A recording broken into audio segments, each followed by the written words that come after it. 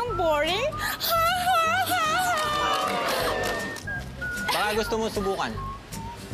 Ay, cartoon! Nababasa! Ha, ha, ha, ha!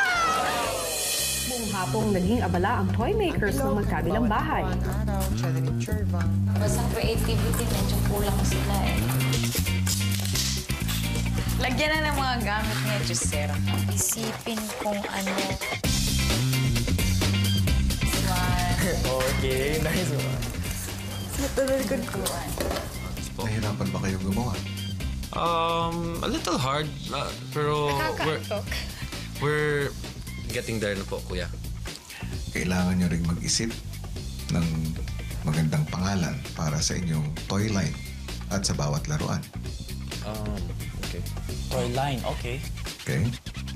Dahil mamaya, magkakaroon kayo ng toy stall. We're a toy factory, so we must have a tagline parang where toys are your happiness. Then guys, if you're selling it, the presentation should be nice. Igat. Iga toys. Iga toys. Iga toys. Boys are toys! Got toys. Boys are toys na lang. Paano yung toys. girls? Paano yung pang girls? Toys are we. Hindi creative. Kasi may Wala kayong sinasabi. Little Housemates Fun Haven. Little Housemates Fun Haven, okay yun sa'yo? Yes, di ba? So, Little Housemates Fun Haven. Utol's toys. Uto toys. Sige, Otto's toys. Oto toys. Otto toys! Otto toys! Ayos, toys. Di parang sira ulo naman yun. Tol's toys. Toys. Toys. T-O-L. Toys. Apostrophe T-O-L Apostrophe toys. T-O-L to.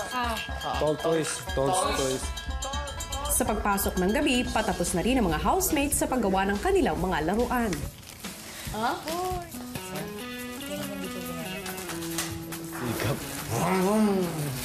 Housemates, Kuya. last 10 minutes.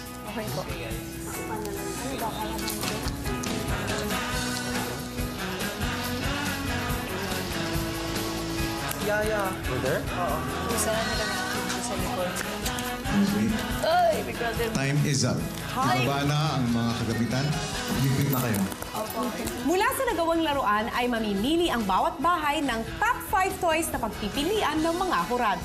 So board game po ito, kuya. Ito po yung mga tokens. Ito po yung pang-dice niya para mag-start yung laro at saka mag-move. Pinoy Big Brother Dollhouse Up. Grace Doll Set po. Transforo. Pinoy Truck Former. This colorful box. Consists of shapes lang siya.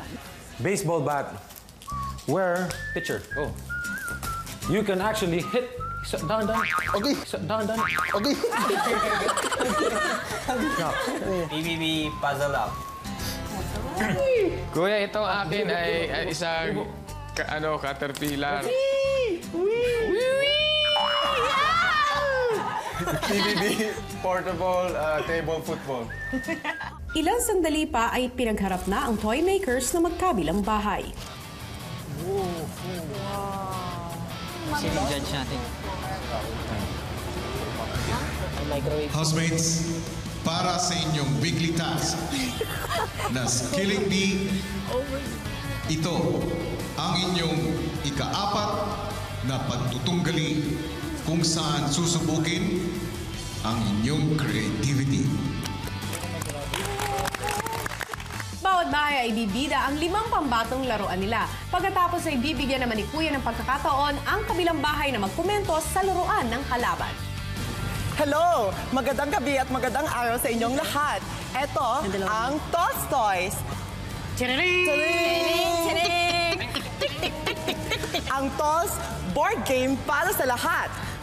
Comment ko lang, masyadong, ang konti lang yung kulay. Di ba po yung bata is masyadong gusto nila maraming kulay para mas maano yung mind nila. Hindi naman kailangan maging rainbow yung laruan para kaaya-aya sa mga bata. I think with enough splash of color, pwede nang kaaya-aya yung magiging laruan. Okay, bago ko magsisimula, welcome to Little Housemates Fun Haven.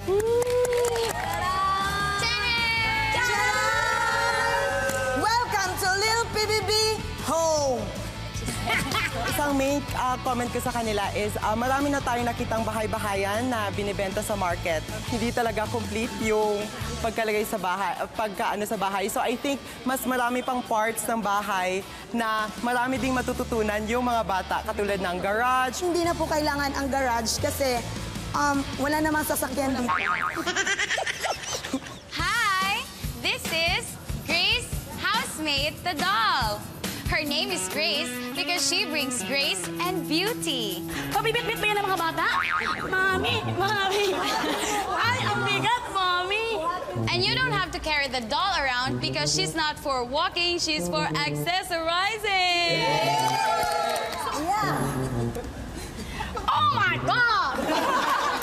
What is the dress of that? There is dress now? No, this doll is for accessorizing. That's why she has necklaces, hats, and an extra skirt. So, ang laruang yan ay walang bihis-bihis. Meron. Meron siyang damit dyan. She has dresses, but it's sold separately. And she has a magic trick. You know what it is? She can float on the water. Makabalance ba yung laruan yan? I don't think so. But then, if she can swim, Float. does she can talk? Oh no! I don't think so. Sana huwag kayong magpanik pag binuksan ko to. Ang PBB, puzzle up. Okay. Huwag kayong magpanik. Sorry, hindi ako nagpanik. Okay lang yun. Hindi ako nagpanik. Gagawin ko lang simple ang explanation ko. Pag bumili ka ng puzzle ko, para ka lang bumili ng kapeng 3-in-1. Bakit? Kasi meron 3 bagay kang makukuha pag binili mo to. Unang-una, puzzle pa lang, mag-e-enjoy ka na sa pagbuo. Pangalawa, habang nag-e-enjoy ka, natututo ka. Pangatlo, pag nabuo mo ang puzzle ko, makikita mo ang paboritong logo ng buong Pilipinas, ang PBB. So, ano pang hahanapin mo? Sabi niya yung simbolo ng Pinoy Big Brother ay parang wala atang red dyan. Tsaka black yung background. Masyadong boring. Baka gusto mo subukan. Ay, cartoon! Nababasa